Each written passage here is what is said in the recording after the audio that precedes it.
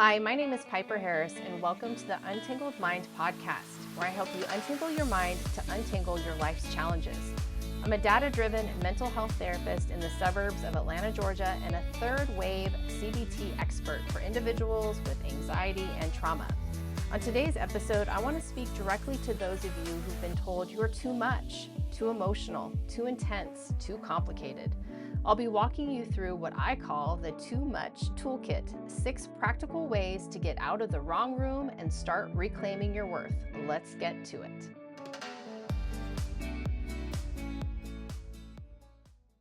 Hey there, thank you so much for joining me today. So today we're talking about the Too Much Toolkit and 6 ways for you to bust out of the wrong room. So I really want to talk about, and I think it's relevant for a lot of us, it's definitely relevant for me, the idea that sometimes we're too much, we're too sensitive, we're too intense, we're too emotional, too complicated, and why that narrative is really often less about you as it is about where you are. So let me start with this quick quote that I ran across, and I'm sure that you've heard it as well, and read this to you because it really stood out to me. And what it says in here is that a bottle of water can be 50 cents at the grocery store, $2 at the gym, $3 at the movies, or $6 on the plane. It is still the same water. So the only thing that changed about the value of the water is the place. So the next time that you feel your worth is nothing, maybe you're in the wrong place. So if that hits hard, especially like it did me, it's probably because you've been told you're too much at some point in your life. And so when I work with individuals with anxiety and trauma, you do hear this a lot. And even people like myself that are recovering anxious attachers, there's still kind of this idea or this insight or this deep-seated belief or thought that I'm too much, and so I spent a lot of years shrinking to fit into spaces that really couldn't hold me. And I've had to work through this, and I'm willing to bet that you are actually no different. So it was really interesting. Just the other day, I'm starting a new friendship with a friend. And we were just talking back and forth about different books and just kind of getting to know each other. And I had texted her and said, sorry, I haven't reached out a lot. I've actually been told I'm too much, so I'm trying not to be. What was really fabulous about this new friendship, she responded, she's like, what are you talking about? She's like, you're not too much. I'll tell you when you're too much. I know what I'm getting into. So it was really great. It was an encouragement for me that, hey, she genuinely embraces who I am and how I do life, and she doesn't see me as too much. So I wonder if you've had those situations in your life where you've felt like you're too much, and what comes along with that? Is it deep insecurity in self? Maybe it's about externalized, like, how do I look on the outside? Maybe it's about how you speak, how you think. I remember I had a client last year. He was so great. He was witty. He was a deep thinker. And he would say to me, I know I'm weird. And we talked a lot about it. And I'm like, yeah, you're weird, but that's what makes you great. And we really worked on embracing those things in ourselves. And it's hard, just like with me, my too much came up, even though I feel like I'm a reformed anxious attacher and I've worked on that self-talk, it still comes up once in a while. So I really wonder if that's something that you're up against yourself. So today we're talking about the Too Much Toolkit. All right. So here's 6 practical ways for you to bust out of being in the wrong space. It's the gas station, the plane, the gym. Maybe you're in a bougie restaurant, but maybe you're not supposed to be there. So I want to give you these 6 practical ways for you to bust out of those wrong spaces and into a space that really, is capable of holding your intensity and your strength. Okay. So number 1, you need to recognize the room. Okay, so before you assume that something's wrong with you or that there's, you're too much, you really need to recognize the room that you are in. Okay, so before that assumption, I want you to ask yourself, is this room actually designed for people like me? Okay, or does this room, do these people value the insight, the emotion, and who I am, or do they typically avoid it? So too often we have been told, oftentimes in our developmental years, our attachment figures, or some key moments in those developmental years that were too much. And so what we do then is we take in that person's truth about us.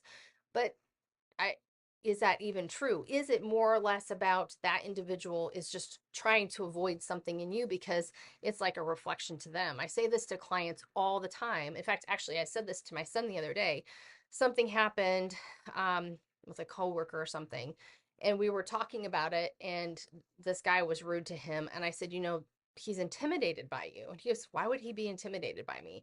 I'm like, because who you are, you have a really strong foundation of who you are. It was like holding up a mirror in his face, and he's like, that's not me. So it was intimidating to him.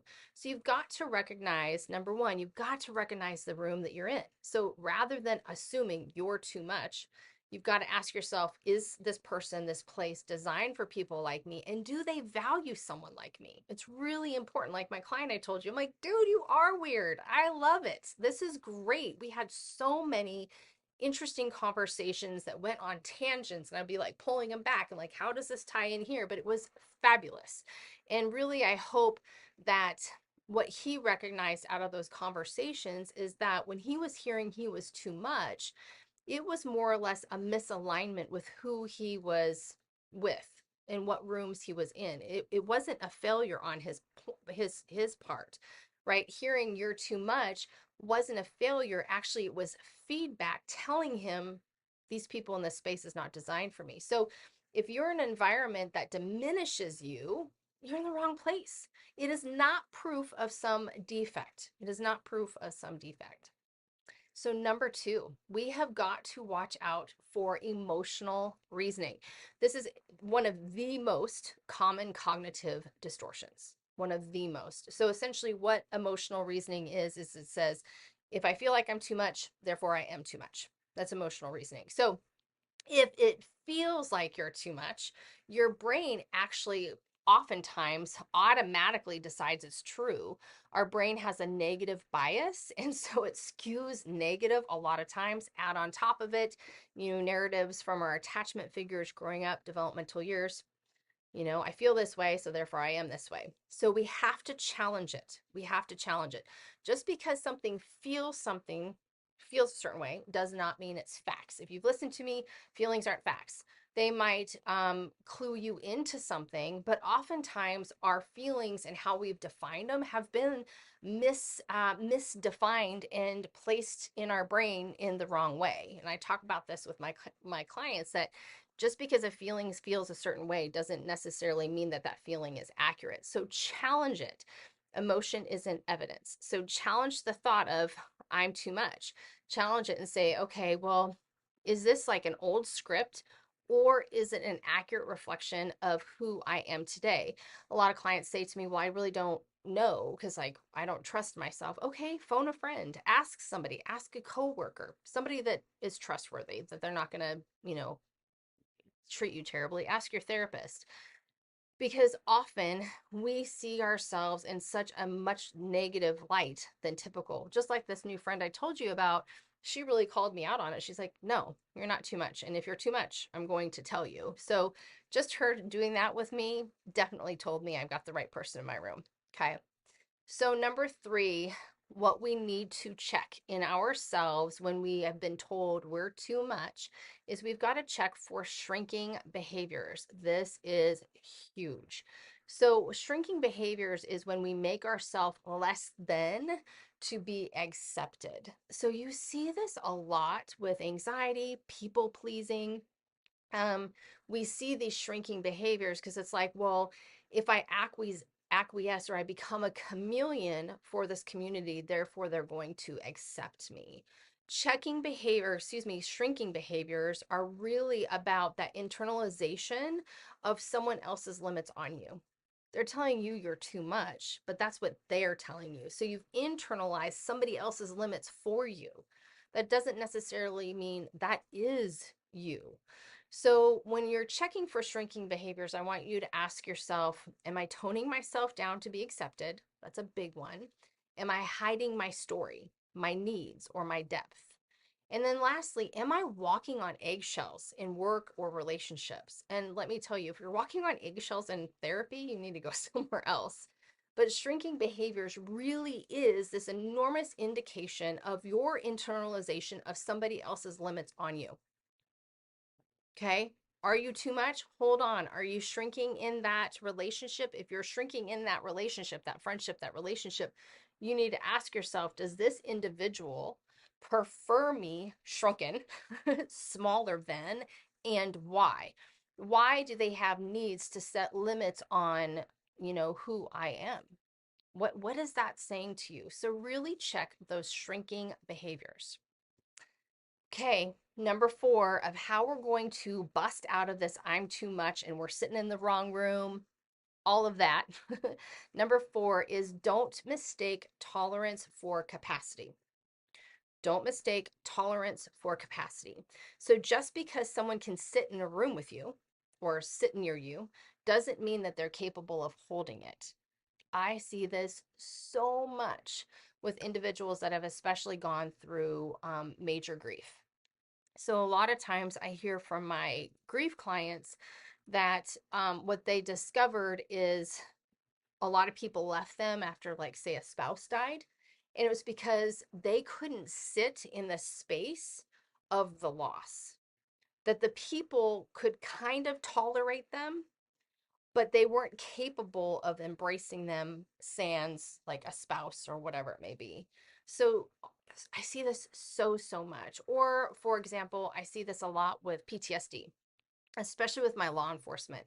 A lot of times my officers come in and they've got a lot of the symptomology, whether it's irritability, anger, they might be doing some risky behaviors, and or they're having nightmares, and then a spouse will come in with them and the spouse is like, what the hell? And there's no capacity to, not always, but there's no capacity to embrace this individual who's really fighting for their lives, out trying to get out of this traumatic experience. So again, tolerance doesn't mean that they are capable of sitting with you and being with you and embracing you. So just because they can sit in the room doesn't mean they're capable of holding it well. So low capacity spaces often can tolerate a little bit of pain, but they don't know what to do with it.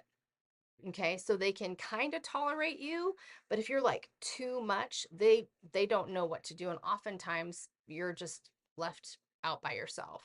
High capacity spaces,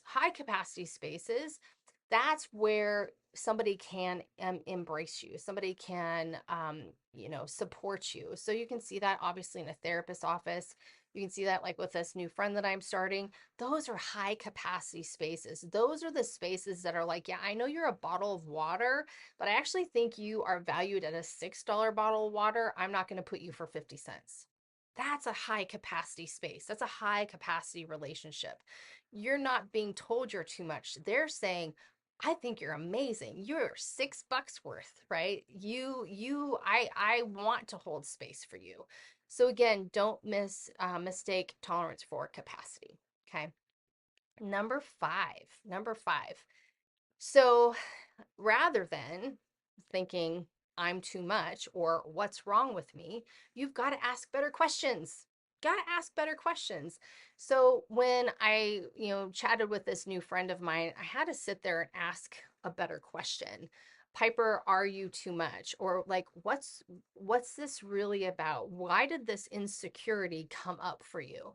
And so by asking better questions, by asking deeper questions, we can really unravel what's going on.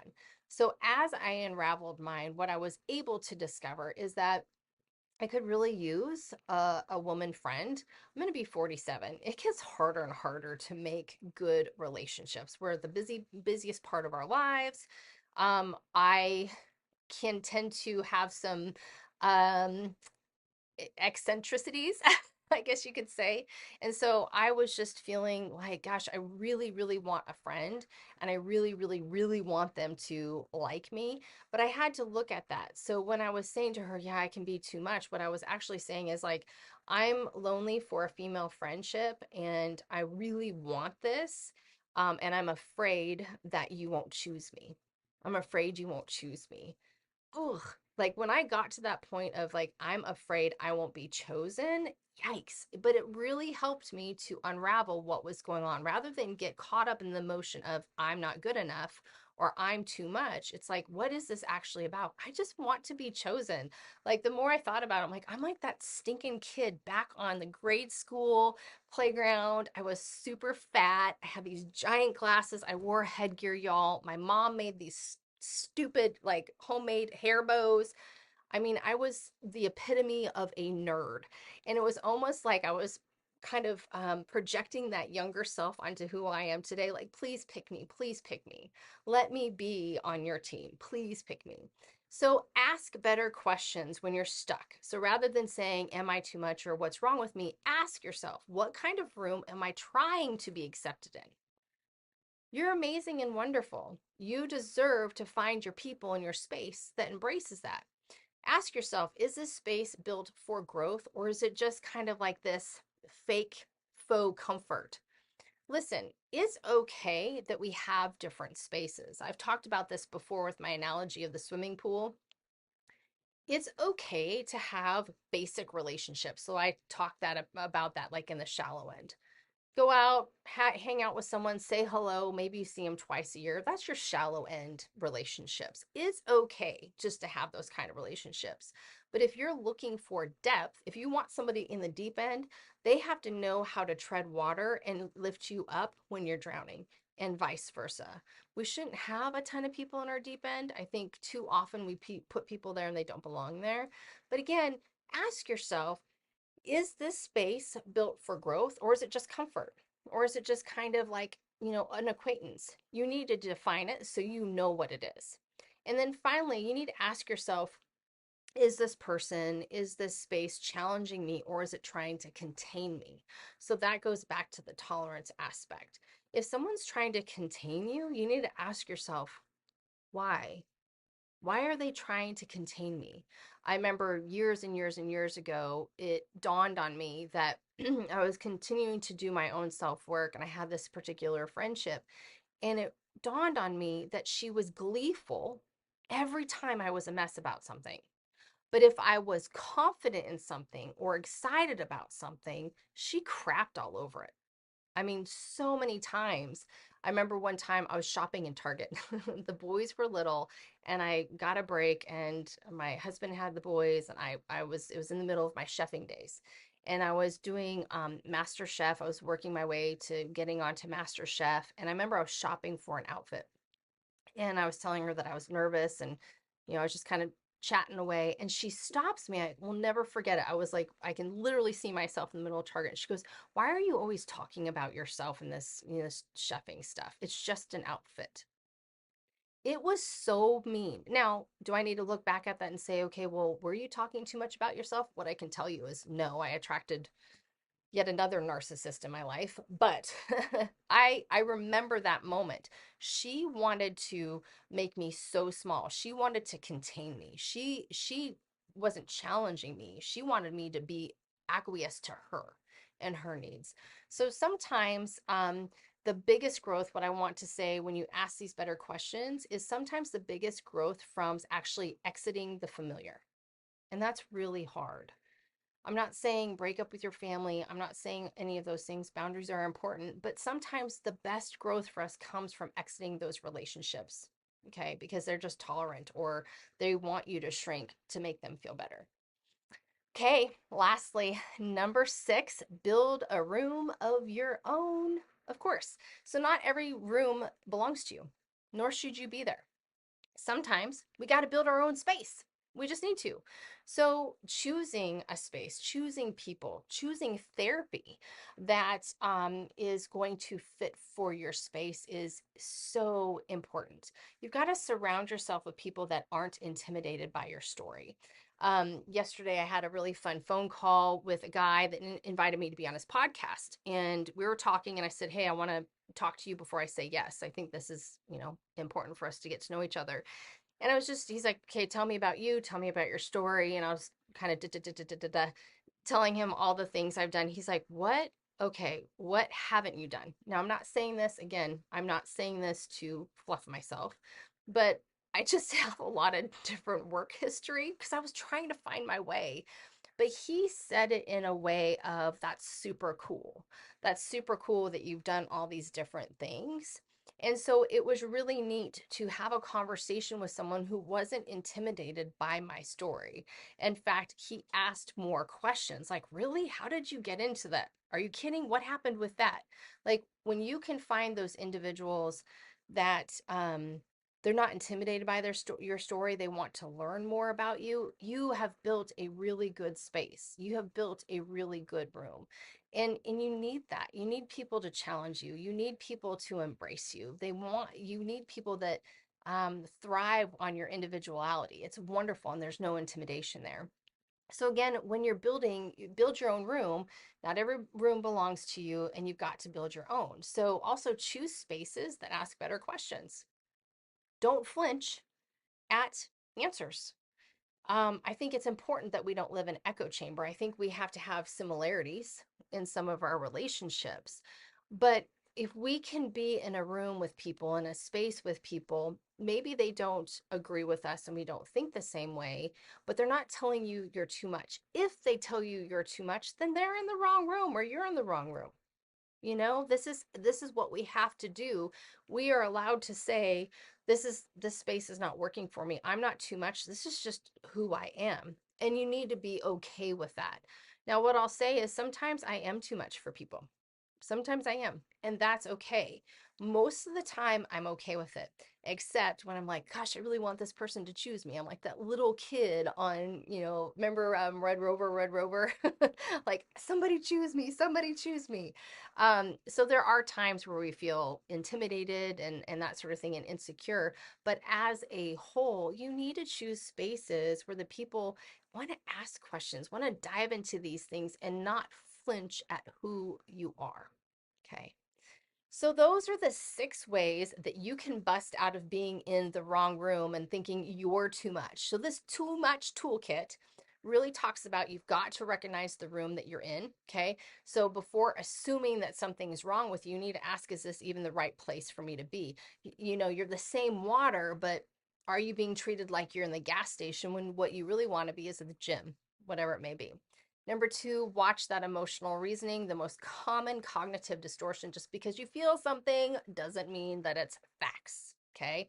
Number 3, you have to watch for shrinking behavior. Stop making yourself small.